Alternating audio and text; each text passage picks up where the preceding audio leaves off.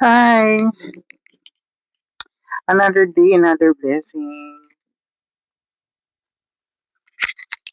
So, another day, another blessing na naman. Wait lang, ako lang muna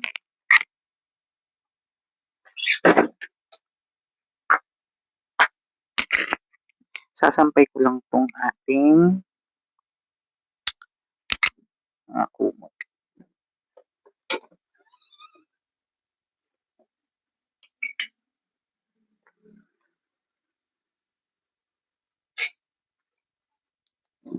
Niluluto pala ako.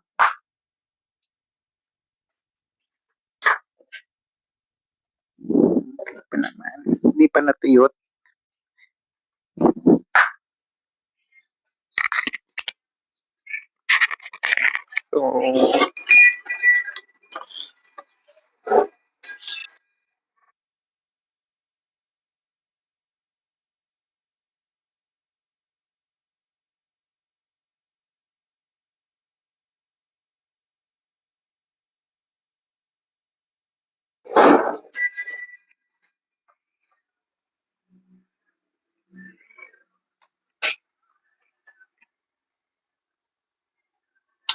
So, let's go na sa kabila.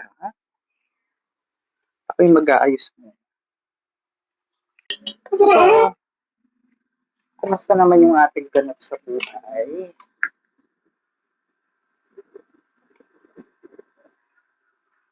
Aray ko! So,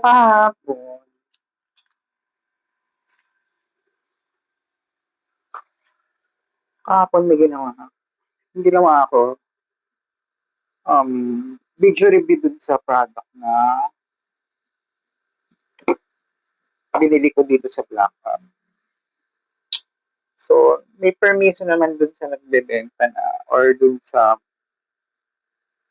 shop na yun na pwede ko siyang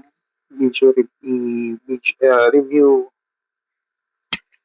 So, abangan nyo na lang.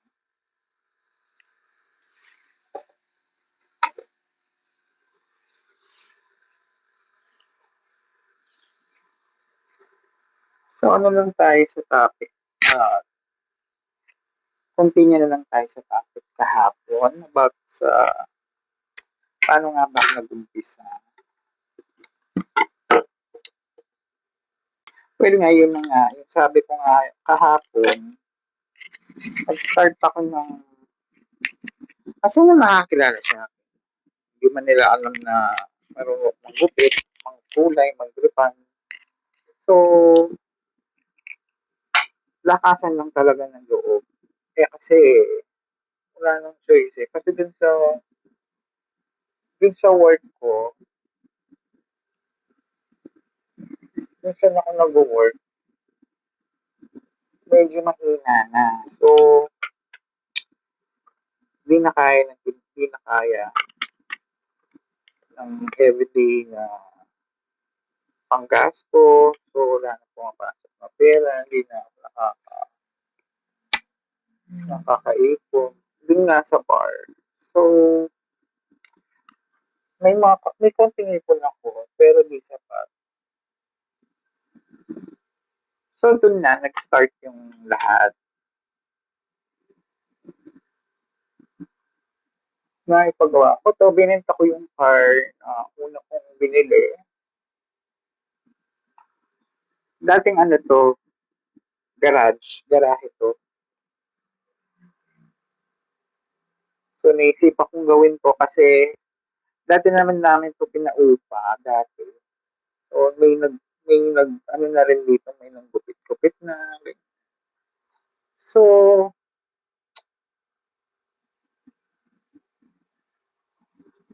yun yung naisip ko na gawin na ng business. So, kasi, doon naman ako magaling eh. Yun lang iniisip ko yung hindi ako marunong maggupit ng lalaki. So, nilakas ko yung loob ko. Marunong ako basic lang, pero hindi na siya malinis. Saka yung panahon na yun ng 2018, nauso na yung faded, di ba? So, sa pag hindi ko pa alam paano gawin yun. So, nilakasan ko lang talaga yung look ko. Tapos nanonood lang ako sa YouTube kung paano gawin. So, hanggang, ayun. Tapos yung ribbon ko nun, sobrang mura. Nag-start ako ng ribbon ko nun, NLM 800. Yung color, nag-start ako ng 500, NLM din. Tapos yung gupit, 80 sa lalaki, 100 sa babae. Tapos yung mga hair spa, may puts pa pa nga ako nun eh, pero ngayon wala na ang puts pa. Hair spa, 200, hot oil, 200.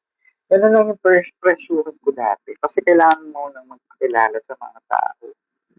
Hindi ka pwede basta-basta magtaas ng 2,500, 3,000. Eh, kasi syempre, hindi ka dudumugin ng madlang people kung hindi ka pa kilala, di ba?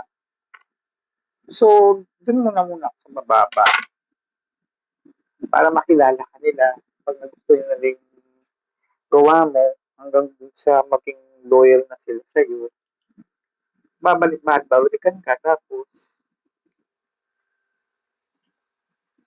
mga anak ng mga anak yan, sasabihin sa iba, ay magaling si ano, ganyan, mura lang, ganyan, di ba? So, yearly, tataas ako, tapos, nag-pandemic 2020, di ba? Kasi 2018, 2019. Actually, 1 year lang nabawi ko yung mga ginastos ko dito. So, yearly, nagtataas na ako hanggang dun sa naging 1,000 na yung ribbon, meron pa rin bumabalik. Yung gupit naging ng 100 sa lalaki, 120 sa babae. Konti-konti tinataas ko. Kasi nagkakaroon na rin ako mga loyal client sa loob ng 2 years. So, tapos noon, pag-pandemic, yun yung medyo mahirap. Buti na lang may konting ipon ako. Nakakaawa yung mga ibang salon owner o yung mga ibang kabubukas lang noon. Tapos yung months nag-lockdown, March. So, 2 months ako hindi nagbukas. 2 months hindi kami pinagbukas. So, buti na lang may nandiyan yung mama ko para supportahan kami. Tapos may konting ipon din. So, nakasurvive. Tapos, may nagpapagupit, nag-home service lang ako noon. So, yung home service ko sa gupit noon medyo mataas kasi kailangan eh. So, home service ko noon nasa 300 per head. Kasi walang masyado nag-home service. Tapos, nag-home service din ako ng mga kulay-kulay, ganyan. Kasi bawal na kami magbukas eh. Tsaka wala, sarado yung daan namin, bawal dumaan yung mga sasakyan. So, wala din customer kahit magbukas ako. So, ayun. Kung nagbabalak kang business ng gaya nito, pag-isipan mo muna kung malakas yung loob mo, kaya mo ba. Kasi mahirap din yung nangungupahan ka. Ako kasi hindi ako nangungupahan. Bahay namin to. So, ginawa ko siyang salon. So, yearly lang yung binabayaran ko is yung business permit, mga ganyan, mga kailangan kasi yun. Yung mga permit, kuryente, every month. Yan.